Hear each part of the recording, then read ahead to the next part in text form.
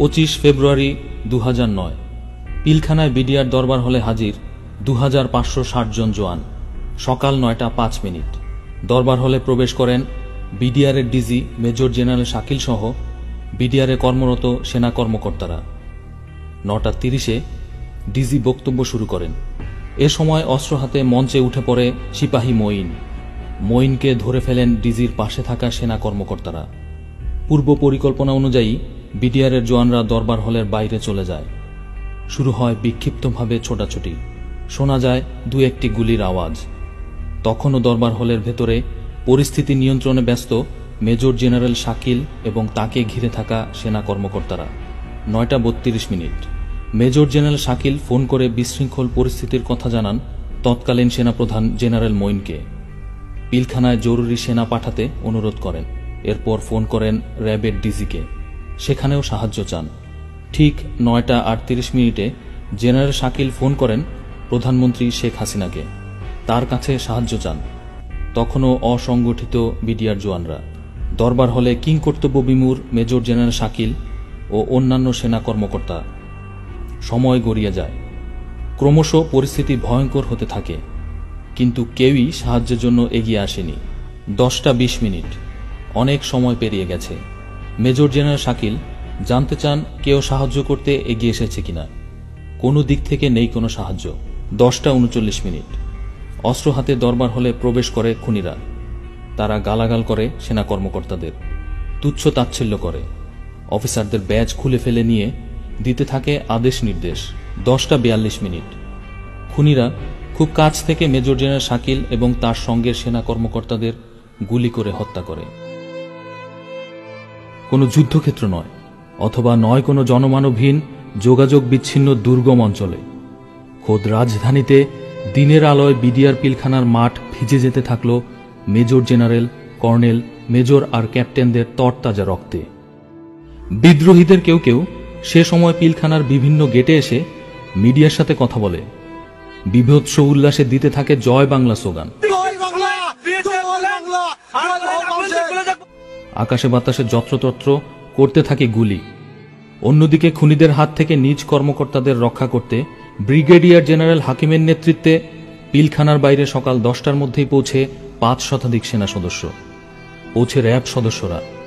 আকাশপথে উদ্ধার অভিযানের জন্য প্রস্তুত থাকে বিমান ও হেলিকপ্টার। ভারী অস্ত্র নিয়ে সকলে প্রস্তুত থাকলেও কোনো এক রহস্যে তাদের দেয়া হয়নি উদ্ধার অভিযানের অনুমতি।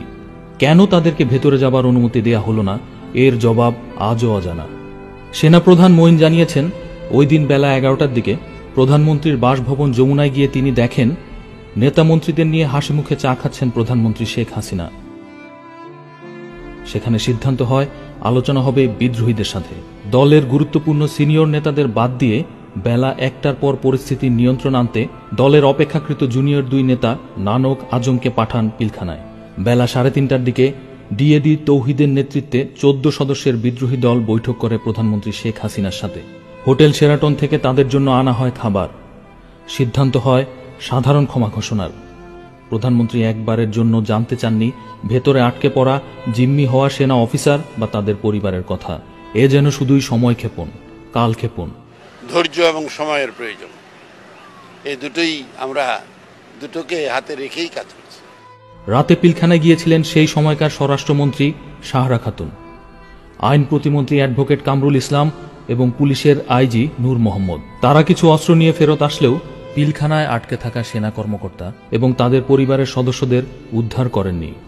ওই রাতেই নানক, আজম, তাপসসহ আওয়ামী লীগ ও মহাজোটের নেতাদের প্রত্যক্ষ তত্ত্বাবধানে বেরিয়ে যায় খুনি ও তাদের সহযোগীরা নিরাপদে। 25 থেকে 26 ফেব্রুয়ারি এই 2 দিন পিলখানায় সেনা কর্মকর্তা নিধনের পর সব খুনি এবং তাদের সহযোগীরা পালিয়ে যায়। এরপরই দৃশ্যমান হতে থাকে সেনা কর্মকর্তাদের গণকবর। তাদের মরদেহ পড়ে থাকে নর্দমায়, ড্রেনে।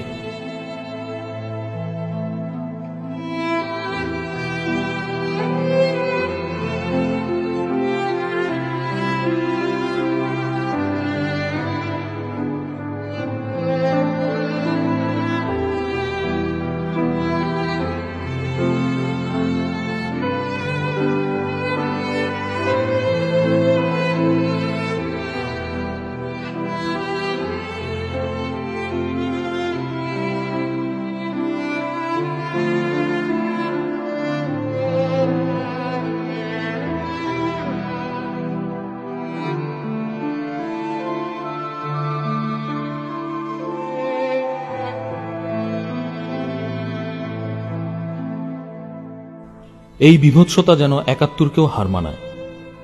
৭১ সালে দীর্ঘ ৯ মাসের মুক্তিযুদ্ধে ৫১ বাংলাদেশের সেনা কর্মকর্তা শহীদ হয়েছিলেন।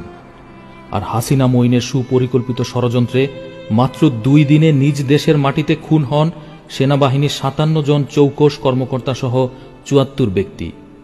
শোকে মুহ্যমান হয়ে পড়ে জাতি। তাদের শোকাহত পরিবারের কান্নায় ভারী হয়ে ওঠে বাংলাদেশের আকাশ বাতাস।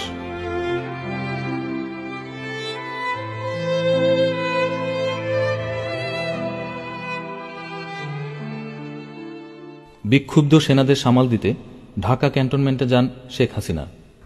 একজন ক্ষুব্ধ সেনা কর্মকর্তা শেখ হাসিনাকে বলেন, এই ২৬ তারিখের ডিনার আপনি যান নাই, এটার মধ্যে কিন্তু অনেক দ্বন্দ্ব আছে। আপনাকে কেন ২২ তারিখেই বলে দেওয়া হলো যে আপনি ওখানে যান না? না তো এরকম বলেনি তো। এটা হয়েছে ম্যাডাম। না ২৬ তারিখে কি আপনাদের কাছে অনেক ভুল তথ্য আছে এবং তারা কিলিং শুরু করেছে 11:30 থেকে 11টার পরে। তার আগে কাউকে বলে নাই। যদি তখন আপনি সেনাবাহিনী পাঠাতেন, ল্যাব পাঠাতেন, আবার আপনার বন্ধুরা যদি ল্যাব সেনাবাহিনী এই এখান থেকে এইটুকু যদি ১ ঘন্টার মধ্যে ঢুকতে না পারে, সেই সেনাবাহিনী আমাদের দরকার নাই। সামরিক কর্মকর্তাদের তদন্তের সময় জিজ্ঞাসাবাদে বেরিয়ে এসেছে Fazlul Karim Selim, barrister Fazle Noor Taposh, advocate Sahara Khatun, advocate Kamrul Islam, Sajeeb Wazed Joy, Jahangir Kabir Nanak, Mirza আজম, ছাত্রলীগ নেতা লিয়াকত শিকদার, বাহাউদ্দিন নাসিম, পঙ্কজ দেবনাথ, মহিউদ্দিন খান আলমগীর, হাসানুল হক ইনু, রাশেদ খান মেনন ও জেনারেল মইনিউ আহমেদের নাম। কয়েকজনের জবানবন্দি। সিপাহী সেলিম রেজা, বয়স ২৮, নম্বর ৬৩৯০৭। ২০০৯ সালের ৯ মার্চ সন্ধ্যা ৭:৩০টায় শুরু হওয়া এক জিজ্ঞাসাবাদে সে জানায়, শেখ সেলিম এবং তাপসের সঙ্গে তাদের নিয়মিত যোগাযোগ ছিল। তাপস অভয় দিয়ে বলে, সেনা কর্মকর্তা মেরে ফেললেও কোনো সমস্যা নেই। ৪৪ রাইফেল ব্যাটালিয়নের ডিএডি নাসিরউদ্দিন জানান, শেখ সেলিম এবং তাপসের কাছে গিয়েছিলাম। তারা বলেছে, আমরা জিম্মি টিম্মি যাই করি আমাদের মাফ করে দেবে। সিপাহী জিয়াউল হক, নম্বর ৭১৩১৮। জিয়াউল জানায়, সে এবং তাদের একজন ডিএডি সহ কমপক্ষে ১০ জন সিপাহীর সঙ্গে হাসানুল হক ইনুর নিয়মিত যোগাযোগ ছিল। ইনু তাদেরকে প্রয়োজনে বিদেশ পাঠিয়ে দেওয়ার আশ্বাস দেয়। জিয়াউল জানায়, তারা একাধিকবার শেখ সেলিম এবং তাপসের মুখে শুনেছেন, অপারেশন ভালো হলে সজীব ওয়াজেদ জয় খুশি হবে। নানা শর্ত সাপেক্ষের বেড়াজালে গঠিত হয় কমপক্ষে ৩টি তদন্ত কমিটি। লেফটেন্যান্ট জেনারেল জাহাঙ্গীরের নেতৃত্বে সামরিক এবং আনিসুজ্জামানের নেতৃত্বে বেসামরিক তদন্ত কমিশনের রিপোর্ট দুটি আজও আলোর মুখ দেখেনি। পিলখানা হত্যাকাণ্ডের বিচার হয়েছে সিআইডির বিশেষ পুলিশ সুপার আব্দুল কাহার আকন্দের তদন্তের মাধ্যমে। কাহার আকন্দ পুলিশের চাকরি ছেড়ে নিজ এলাকায় গিয়েছিলেন, চেয়েছিলেন আওয়ামী লীগ থেকে এমপি মনোনয়ন। বাংলাদেশের ইতিহাসে সবচেয়ে গুরুত্বপূর্ণ মামলাটির তদন্ত তাকে দিয়েই করানো হয়। যে এসএমজিটি দেখা যাচ্ছে, সেই এসএমজিটি সিলিংটা নরমাল সিলিং এর মতো না। একটু টেল ইউ দ্যাট এই সিলিং বাইনোকুলারটা আমরা আরবিতে ব্যবহার করি না, আমার জানার মতো বিদেরও ব্যবহার করে না। তার তদন্তের ভিত্তিতে মামলার বিচার হলেও এখনো অনেক প্রশ্নের জবাব মেলেনি, বরং জনমনে রয়েছে এখনো অনেক প্রশ্ন। ঘটনা পরম্পরায় দেখা যায়, বিডিআর সদর দপ্তরের বিশৃঙ্খলা জানার পর মেজর জেনারেল শাকিল নিহত হওয়ার আগ পর্যন্ত সেনাপ্রধান মইনিউ আহমেদ সময় পেয়েছিলেন কমপক্ষে ১ ঘন্টা ১০ মিনিট। প্রধানমন্ত্রী শেখ হাসিনা পেয়েছিলেন ১ ঘন্টা ৪ মিনিট। যথেষ্ট সময় পেয়েও তারা কেন কোনো ব্যবস্থা গ্রহণ করলেন না? শেখ হাসিনা বিডিআরের বার্ষিক নৈশভোজে অংশ নিতে অসম্মতি জানিয়েছিলেন কেন? ২০০৯ সালের ১ মার্চ সংসদে প্রধানমন্ত্রী জানিয়েছিলেন ২৫শে ফেব্রুয়ারি খুব সকালে তিনি একটি গোয়েন্দা রিপোর্ট পেয়েছিলেন। কি ছিল সেই রিপোর্টে? জেনারেল শাকিলের সাথে শেখ হাসিনার সর্বশেষ কথা কি হয়েছিল? প্রধানমন্ত্রীর সামরিক উপদেষ্টা মেজর জেনারেল তারেক সিদ্দিকীর ভূমিকাই বা কি ছিল? সেদিন বিশেষ ব্যবস্থাপনায় বিমান চলাচলের শিডিউল পাল্টে ফেলা হয়েছিল কেন? বিডিআরের ডিজির দিকে প্রথমে অস্ত্র তাক করেছিল সিপাহী মঈন, এখনও তার খোঁজ পাওয়া যায়নি কেন? সজীব ওয়াজেদ জয় ২৭শে ফেব্রুয়ারি দুবাই গিয়ে পিলখানার ঘটনায় জড়িত কিছু ব্যক্তির সাথে দেখা করেছিলেন কেন? জয়ের সেই সময়কার পাসপোর্ট তদন্তকারীদের দেখতে দেয়া হয়নি কেন? পিলখানার ঘটনা তদন্তে গঠিত ৩টি কমিটির একটি কমিটিও জয়কে জিজ্ঞাসাবাদ করার অনুমতি পায়নি কেন? জয় কেন বিদেশি পত্রিকায় বাংলাদেশ সেনাবাহিনীর শক্তি সামর্থ্য নিয়ে বিরূপ মন্তব্য করেছিলেন? এ প্রশ্ন বাংলাদেশের সচেতন জনগণের।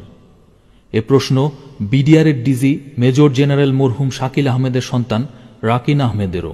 পিলখানা ঘটনা যখন ঘটে এবং সেনাবাহিনী যখন পিলখানার সামনে ডিপ্লয়েড হয়, সেনাবাহিনীকে সরকার কেন বাধা দিল ঢোকার জন্য? ফার্স্ট অফ অল আমার দ্বিতীয় প্রশ্ন হচ্ছে, এটা একটা মিলিটারি সিচুয়েশন, এখানে সেনাবাহিনী ট্যাকল করবে, সেনাবাহিনী না পাঠায় তারা রাজনৈতিক নেতাদের কেন পাঠালো সিকিউরিটি ছাড়া? এটা আমার একটা প্রশ্ন। এবং সরকার এত কনফিডেন্স কিভাবে পায়? থার্ড অফ অল, হত্যা হওয়ার পরে সেনাবাহিনীকে 3 কিলোমিটার উইথড্র করলো কেন পিলখানার দূর থেকে, এবং জওয়ানদের পালাইতে দিল কেন? হত্যাকাণ্ডের 2-3 দিন আগে কর্নেল গুলজার সহ এবং কয়েকজন অফিসার মিলে বিডিআর এর র্যাব থেকে বিডিআর এ কেন ট্রান্সফার হলেন? রাকিন আহমেদ জানান, ঘটনার 2 দিন পর তিনি প্রধানমন্ত্রী শেখ হাসিনা এবং সেনাবাহিনীকে জিজ্ঞাসা করেছিলেন সেনাবাহিনীকে বিডিআর পিলখানায় প্রবেশের অনুমতি দেয়া হয়নি কেন।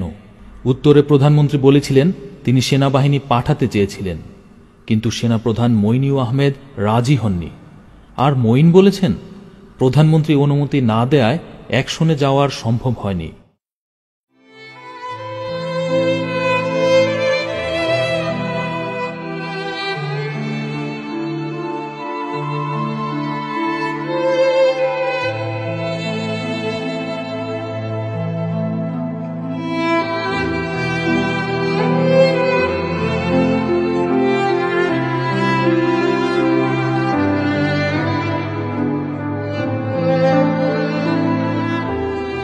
স্বজন হারানোদের আর্তনাদ কি এতটুকু নাড়া দিয়েছে বেঁচে থাকা সেনা কর্মকর্তাদের হৃদয়ে? নিহত সহকর্মীদের কথা কি তাদের একবারও মনে পড়ে না? কখনোই কি উদ্ঘাটিত হবে না প্রকৃত সত্য? বাংলাদেশের জনগণ চায় উদ্ঘাটিত হোক প্রকৃত সত্য, কিন্তু সেনাবাহিনী কি চায়?